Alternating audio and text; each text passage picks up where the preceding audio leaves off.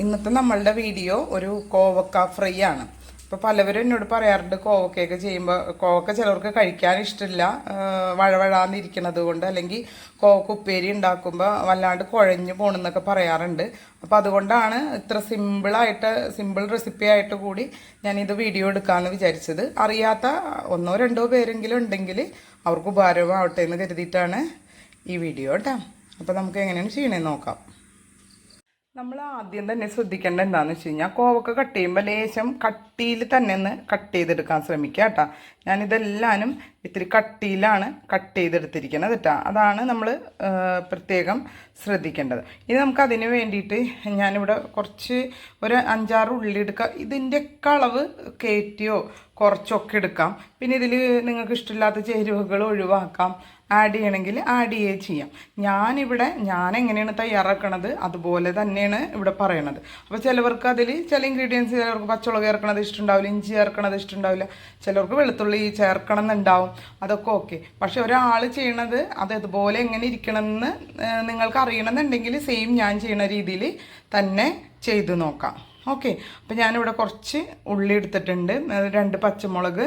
ഞാൻ സാധാരണ വീട്ടിൽ ചെയ്യുമ്പോൾ, ഇപ്പോൾ നമ്മൾ വീഡിയോ എടുക്കാനായതുകൊണ്ട് മാത്രമാണ് നമ്മൾ മുളക് പൊടി ചേർക്കണത്. ഇങ്ങനെയുള്ള ഉപ്പേരികളൊക്കെ തയ്യാറാക്കുമ്പോൾ പച്ചമുളകിൽ മാത്രമാണ് ചെയ്യാറ്. എന്നുവെച്ചാൽ മുളക് പൊടി പ്രത്യേകം ചേർക്കാറില്ല. അതിന് വേണ്ട ആവശ്യത്തിനുള്ള എരിവിനുള്ള പച്ചമുളക് ചേർക്കുകയാണ് ചെയ്യുന്നത് കേട്ടോ. അപ്പോൾ ഇവിടെ ഇത്തിരി ലേശം നമ്മൾ ഫോട്ടോ പിടിക്കാനൊക്കെ ഉള്ളതുകൊണ്ട് ഇത്തിരി മുളക് പൊടി ചേർക്കണമെന്നേ ഉള്ളൂ. അപ്പോൾ അതുകൊണ്ട് പച്ചമുളക് 2 എടുത്തിട്ടുണ്ട്, ഒരു ചെറിയ പീസ് ഇഞ്ചി, കുറച്ച് കുരുമുളക്, ഒരു 5-8 കുരുമുളക്, ഒരു തണ്ട് കറിവേപ്പില. ഇത്രയാണ് നമ്മൾക്ക് വേണ്ടത്. പിന്നെ നമ്മൾ ഇത് ഉള്ളി ചതക്കണ സമയത്ത് കുറച്ച് മഞ്ഞൾപ്പൊടിയും മുളക് പൊടിയും ചേർക്കും. അപ്പോൾ നമുക്ക് എന്ത് ചെയ്യാം, ഈ ഉള്ളി അങ്ങ് ചതച്ചെടുക്കാം. നമുക്കപ്പോൾ ഇത് ഓരോന്നായിട്ട് ചതച്ചെടുക്കാം. ഇപ്പോൾ ചിലവർ മിക്സിയിൽ ചതക്കണവരുണ്ട്. പക്ഷേ നിങ്ങൾക്ക് സാധിക്കുമെങ്കിൽ ഇതുപോലെ കല്ലിൽ തന്നെ ചതക്കണതാണ് നല്ലത് കേട്ടോ. കല്ലിൽ ചതച്ചിട്ട് ചെയ്യുമ്പോൾ ഒരു പ്രത്യേക ടേസ്റ്റാണ്. മിക്സിയിലാകുമ്പോൾ വല്ലാതെ അരഞ്ഞു. ഇത് നമുക്ക് തന്നെ ഒന്ന് കൺട്രോൾ ചെയ്യാമല്ലോ എത്രയ്ക്ക് ചതക്കണം എന്നുള്ളത്. ഓക്കെ. ഈ പച്ചമുളക് പിന്നെ കുരുമുളകും ആവുമ്പോൾ തന്നെ നല്ല എരിവ് വരുന്നുണ്ട് കേട്ടോ. നിങ്ങൾ മുളക് പൊടി ഇടാണ്ട് ചെയ്ത് നോക്കിക്കോ, നല്ലതാണ്.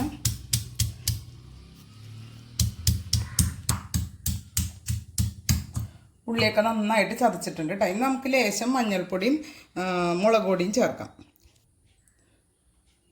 1/4 ടീസ്പൂൺ മഞ്ഞൾപ്പൊടിയും 1/2 ടീസ്പൂൺ മുളക് പൊടിയും ചേർത്ത് കൊടുക്കാം. അപ്പോൾ ചിലവർ ഇത് ഉള്ളിയൊക്കെ വഴന്ന് കഴിയുമ്പോഴാണ് മുളക് പൊടി ഇടുന്നത്.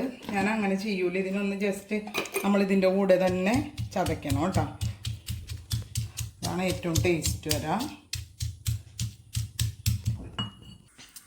ഇനി നമ്മൾ എപ്പോഴും ശ്രദ്ധിക്കേണ്ടത് ഇത് ഞാനൊരു ചെറിയ ഉരുളിയാണ് എടുത്തിരിക്കുന്നത് കേട്ടോ, ഇൻഡാലിയത്തിൻ്റെ. അപ്പോൾ ഇതിന് നല്ല കട്ടിയുണ്ട്. അപ്പോൾ ഈ കോവക്ക ഇങ്ങനെയുള്ളത് ചെയ്യുമ്പോൾ നമ്മൾ ഇതുപോലെയുള്ള ചട്ടി എടുത്താലാണ് ഏറ്റവും ബെസ്റ്റ് കേട്ടോ. നമ്മളൊരു 1/2 ടീസ്പൂൺ കടുക് പൊട്ടിക്കുക. അപ്പോൾ ഞാനിവിടെ ഉള്ളി ചതച്ചെടുത്ത് വെച്ചിട്ടുണ്ട്. കടുക് പൊട്ടിക്കഴിഞ്ഞ് കഴിയുമ്പോൾ നമുക്ക് ഇതിട്ടൊന്ന് വഴറ്റിയെടുക്കാം കേട്ടോ. അപ്പോൾ നമ്മൾ ഉള്ളി ചതച്ചെടുക്കണം എന്ന് പറഞ്ഞു, അതുപോലെ തന്നെ കോവക്ക അരിയണതിൽ ശ്രദ്ധിക്കണം. മൂന്നാമത് നമ്മൾ ശ്രദ്ധിക്കേണ്ട കാര്യമാണ്, നമ്മൾ ഈ എടുക്കുന്ന ചട്ടി നല്ല കട്ടിയുള്ളൊരു പാനായിരിക്കണം എപ്പോഴും എടുക്കാൻ ശ്രമിക്കും. കട്ടി കുറഞ്ഞു കഴിയുമ്പോഴാണ് നമ്മളിത് ചെയ്യുമ്പോൾ വഴറ്റുമ്പോഴൊക്കെ എന്താ പറയുക കുഴഞ്ഞു പോവുകയൊക്കെ ചെയ്യണത് കേട്ടോ. അപ്പോൾ ഇത് ശ്രദ്ധിക്കാം. കടുക് പൊട്ടിയിട്ടുണ്ട്. നമുക്ക് ഉള്ളിമുളകും ചതച്ചത് ചേർത്ത് കൊടുക്കാം.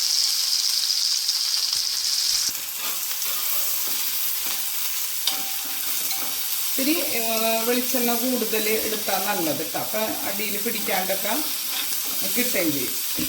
വല്ലാണ്ട് എടുക്കണ്ട, ഒരു 1.5 ടേബിൾ സ്പൂണൊക്കെ ഞാൻ എടുത്തിട്ടുണ്ട് കേട്ടോ. ഇനി നമുക്കിതൊന്ന് വഴന്ന് വരട്ടെ. നോക്കി, ഇപ്പോൾ ഉള്ളി മുളകൊക്കെ ഒന്ന് നന്നായി വഴന്ന് വന്നിട്ടുണ്ട് കേട്ടോ. നന്നായി വഴന്നതിന് ശേഷം നമുക്ക് കോവക്കിട്ട് കൊടുക്കാൻ പാടുള്ളൂ. ഓക്കെ. ഇതിപ്പോൾ ഞാനൊരു മീഡിയം ഫ്ലെയിമിലിട്ട് ആണിത് വഴറ്റിയെടുത്തത് കേട്ടോ. എന്നിട്ട് ഒന്ന് വഴന്ന് വന്നപ്പോൾ ഫ്ലെയിം താത്തിയേ, ലോ ഫ്ലെയിമിലാക്കിയേ. ഓക്കെ, കണ്ടോ ഇപ്പോൾ ഉള്ളിയൊക്കെ നന്നായി വഴന്നിട്ടുണ്ട്. ഇനി നമുക്കിതിലേക്ക് കോവക്ക ചേർത്ത് കൊടുക്കാം.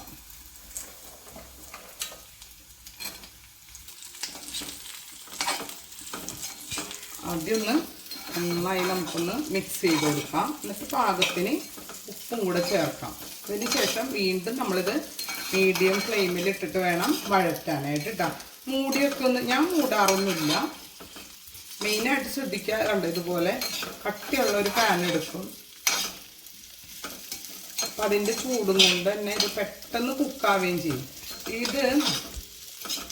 ഇതെൻ്റെ ഒരു സ്റ്റുഡൻറ്റ് കൊണ്ടുപോയി തന്നാണ്. ആളുടെ വീട്ടിൽ ആള് ബേസിക്കലി ഒരു നഴ്സാണ്. കുട്ടികൾക്കൊക്കെ നല്ല വെജിറ്റബിൾസ് കൊടുക്കണം എന്നുള്ളൊരു ഉദ്ദേശത്തോടു കൂടി പുള്ളിക്കാരത്തി വീട്ടിൽ കൃഷി ചെയ്യണതാണ്. അപ്പോൾ കുറച്ച് കൂടുതൽ എപ്പോഴും ഉണ്ടാവുമല്ലോ നമ്മൾ കൃഷി ചെയ്യുമ്പോൾ. അപ്പം പെട്ടെന്ന് വെന്ത് കിട്ടുന്നില്ല. എന്താണെന്ന് വെച്ചാൽ നമ്മൾ വീട്ടിൽ തന്നെ ഉണ്ടായതാണല്ലോ. നല്ല സ്വാദാട്ടോ. നമ്മൾ വാങ്ങിക്കണ സ്വാദേ അല്ല. അരിപ്പാലത്താണ് ആളുടെ വീട്. നിങ്ങൾക്ക് ആർക്കെങ്കിലും വെജിറ്റബിൾസ് വേണമെന്നുണ്ടെങ്കിൽ എന്നോട് പറഞ്ഞാൽ മതി. ഞാൻ ആളുടെ നമ്പർ തരാം, നിങ്ങൾക്ക് വാങ്ങി ഉപയോഗിക്കാം. എല്ലാ വെജിറ്റബിൾസും ഞാനിപ്പോൾ റേബിയുടെ അടുത്തു നിന്നാണ് വാങ്ങിക്കുന്നത്. പിന്നെ നമുക്ക് ഉപ്പൂടെ ചേർത്ത് കൊടുക്കാം.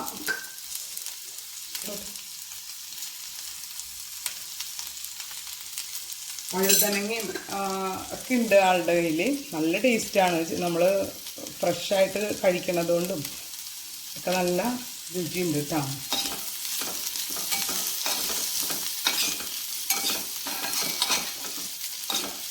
ഒക്കെ ഇടയ്ക്കിടയ്ക്കൊന്ന് ഇളക്കി കൊടുത്താൽ മതി. മൂടി വെക്കണ്ട. ഫ്ലെയിം ഒന്ന് മീഡിയത്തിലിടാം. എന്നിട്ട് ഉണ്ടോ ഇങ്ങനെ അടി ചേർത്ത് ഒന്ന് ഇടയ്ക്കിടയ്ക്ക് ഇളക്കാം. അങ്ങനെ ഇടാം. വീണ്ടും ഒരു മിനിറ്റ് കഴിയുമ്പോൾ വീണ്ടും ഇളക്കി കൊടുക്കാം. അങ്ങനെ കുക്കാവണ വരെ നമുക്കിതിങ്ങനെ ചെയ്ത് കൊടുക്കാം. ഇപ്പം നോക്കി ഏകദേശം ഒരു മിനിറ്റോളം ആയിട്ടുണ്ട്. ഇനി നമുക്കിതൊന്ന് വീണ്ടും ഇളക്കി കൊടുക്കാം കേട്ടോ. എപ്പോഴും ഇളക്കുകയും ചെയ്യരുത്. എപ്പോഴും ഇളക്കിയാലും ഇത് പൊടിഞ്ഞു പോകും.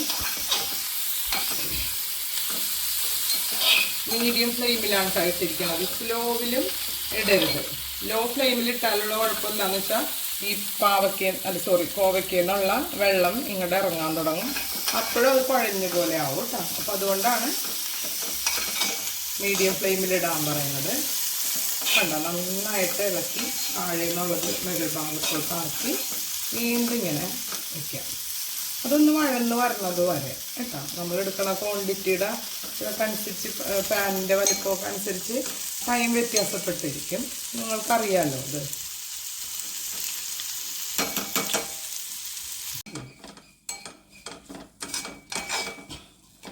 നോക്കിയേ, ഇപ്പം ഈ കോവക്ക നന്നായി മൊരിഞ്ഞ് വന്നിട്ടുണ്ട് കേട്ടോ. കണ്ട ഒരെണ്ണം പോലും ഇതുമായിട്ടില്ല. ഓക്കെ, എല്ലാവരും ട്രൈ ചെയ്ത് നോക്കാം. നിങ്ങൾക്ക് ഇഷ്ടമായെങ്കിൽ തീർച്ചയായും പറയാം. അപ്പോൾ നമുക്കിനി വീണ്ടും അടുത്ത വീഡിയോയിലൂടെ കാണാം. Okay, by.